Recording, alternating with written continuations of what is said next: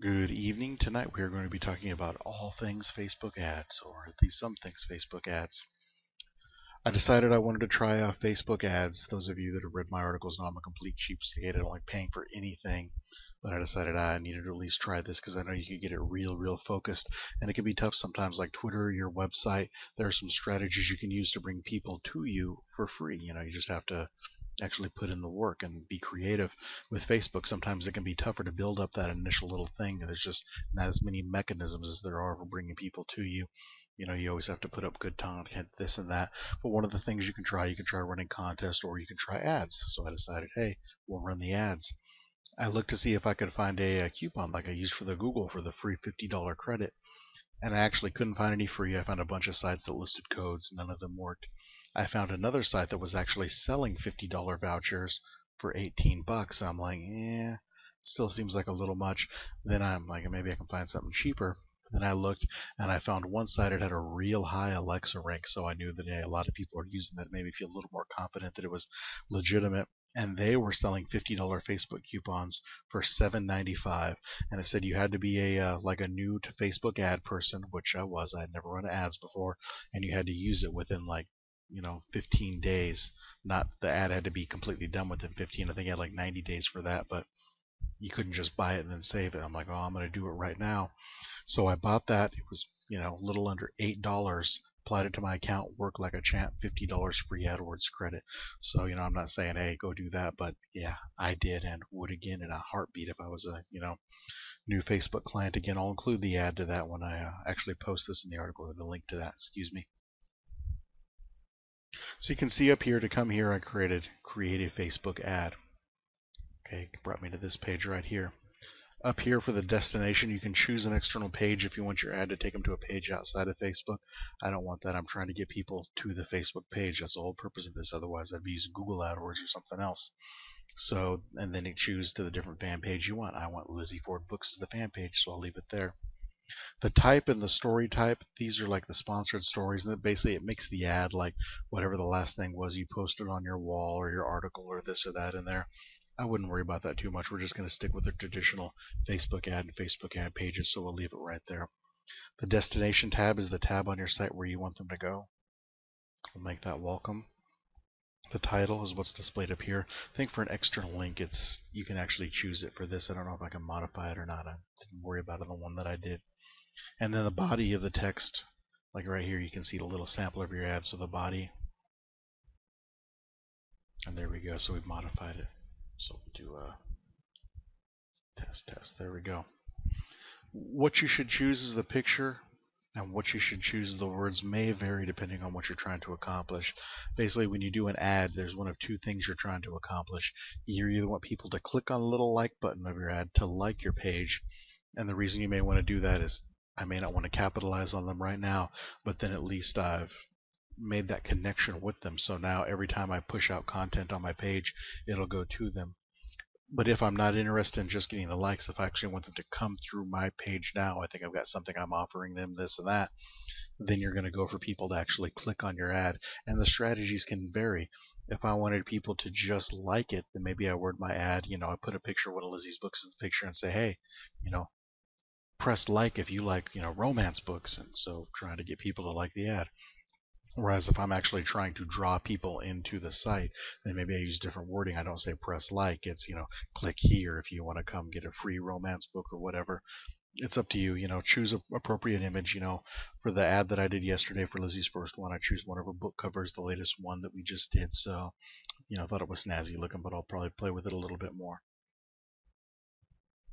Then down here, the targeting. This is the good stuff.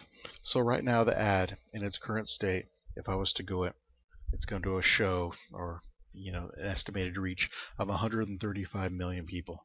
That is ridiculous. I would pay a fortune, and Lord knows if not most of the people would at least care.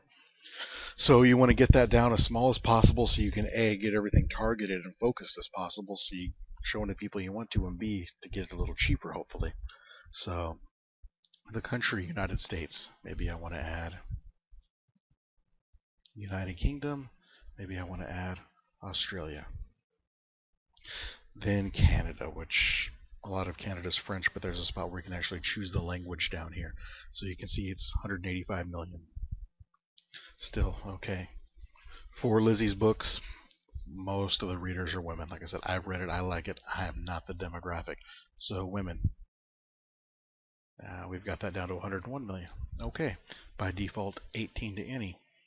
So let's see for Lizzie's books. I think I went 15 through 49. And there's some different things we can do. Maybe I'll do a video on showing some of the different demographic sites and this and that, where you're not just guessing but actually doing that. 96 million, still way too much. This is the good stuff right here, the interest. This is where you can really do some damage. And they have broad categories here, but I mean those categories are broad. Business technology, personal finance, I mean, good Lord Almighty, some of the different things like that. We're going to keep it precise. And the one I'm going to use right now is real vague. This isn't precise. You want to get this as niche as possible. And what you see a lot of people doing is you'll see a lot of people. Let me show you this. Let's go romance novel. Okay. And now I've got that down to 378,000. That's quite a bit more focused than just the 90 million or whatever it is before. But now what I want to show you is, let's say, let's do. I was going to do science fiction. We'll just stop at science. Now, when adding science, the number of people is back up to 2.5 million. Why? Because I'm doing people that live in these countries, who are between the ages of 15 and 49, who are female, who like romance novel or science. It's not an and, it's an or. And so the thing is, you're thinking like, oh, I'll put 4 things in there and it'll show it to one of those 4. Okay, that's fine, but why not do all 4 separately? You can have as many Facebook ads as you want. So if you're going to do romance novel or science fiction novel, why combine that into one ad? I mean, you can, but why not do one for romance novel and then one for science fiction? And then when you're actually going to track your demographics, you can see which one's doing better for you. Maybe you're having a lot better and a lot cheaper results for one than the other, and you can chunk one and focus on the other one. So it's best to parse it out into different ads and not just put them all at once. So we'll go back to romance novel. 379,000. Okay, you can see it makes some little recommendations here for other ones. So the connections, this is the fun one.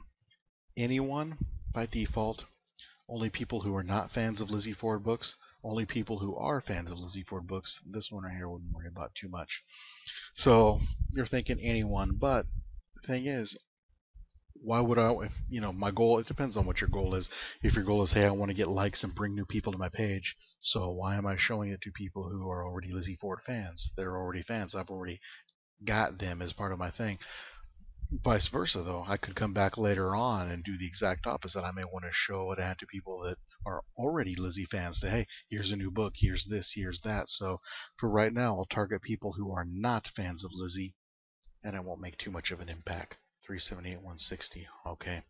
And you can also do a little friends of connections here to show my ads to people who are friends of my friends. So just kind of one layer out. Some things that wouldn't make any difference, with some things it could. So play with it.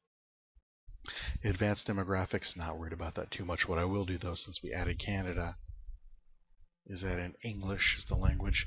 That'll take it from 378 to 368. Cool. Knocked out 10,000 people. So since we don't have any books in any language but English right now. Alright, the campaign name we'll do test for video. If you pay attention to nothing that I ever say in any video right here, a budget. Set one. Make it low. Lifetime budget per day. Make it per day $3. $3 a day is exactly what I did on the ad I made for Lizzie yesterday. That's just, I don't want it any higher. I want to play with the numbers. The last thing you want to do is leave that sky high. I think by default it's something ridiculous like $50 a day. I mean, do you really want to, forget about it for 3 days and come back and have racked up a $150 bill and gotten 9 clicks?